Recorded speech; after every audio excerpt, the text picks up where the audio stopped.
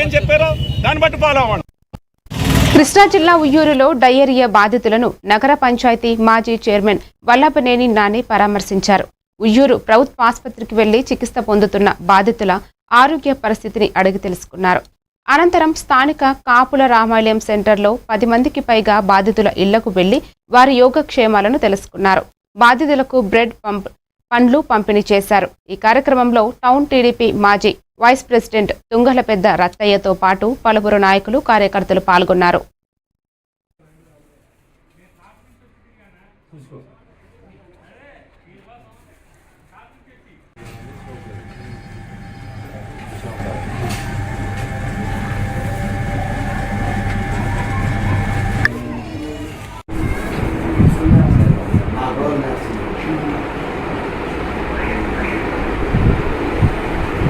మంది ఇబ్బంది పడుతున్నారు. అదే సార్ చాలా ఇబ్బంది కూడా తగ్గిందంట. నీరసంగా ఉందండి, వారం అయిందని ఇంటిగా చూపించారు.